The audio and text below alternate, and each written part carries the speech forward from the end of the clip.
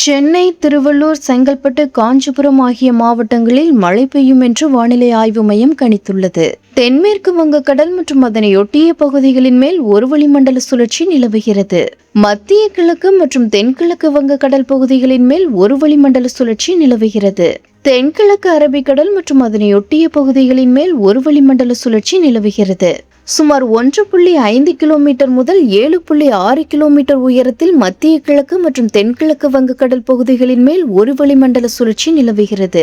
இவற்றின் காரணமாக இன்று 14 மாவட்டங்களில் இடிமின்னலுடன் கூடிய கனமழை பெய்யும் என்று வானிலை ஆய்வு மையம் தெரிவித்துள்ளது.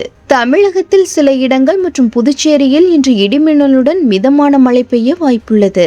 திருச்சி, நாமக்கல், நீலகிரி, கோவை, திருப்பூர், திண்டுக்கல், தேனி, வேலூர், திருப்பத்தூர், கிருஷ்ணகிரி, தர்மபுரி, கரூர், சேலம், ஈரோடு மாவட்டங்களில் சில இடங்களில் இன்று இடிமின்னல் மற்றும் பலத்த காற்றுடன் கனமழை பெய்ய வாய்ப்புள்ளது.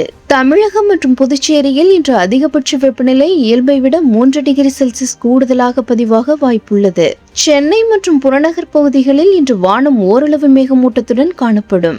சில இடங்களில் இடிமின்னலுடன் லேசானது அல்லது மிதமான மழைக்கும் வாய்ப்புள்ளது. அதிகபட்ச வெப்பநிலை 41 டிகிரி செல்சியஸாக பதிவாக வாய்ப்புள்ளது என்று வானிலை ஆய்வு மையம் தெரிவித்துள்ளது. சென்னை, திருவள்ளூர், செங்கல்பட்டு, காஞ்சிபுரம் ஆகிய மாவட்டங்களில் இன்று பகலில் மழை பெய்யும் என்றும் வானிலை ஆய்வு மையம் கணித்துள்ளது. மேலும் நண்பகலுக்குள் மிதமான மழை பெய்யக்கூடும் என்று வானிலை ஆய்வு மையம் அறிவிப்பு வெளியிட்டுள்ளது.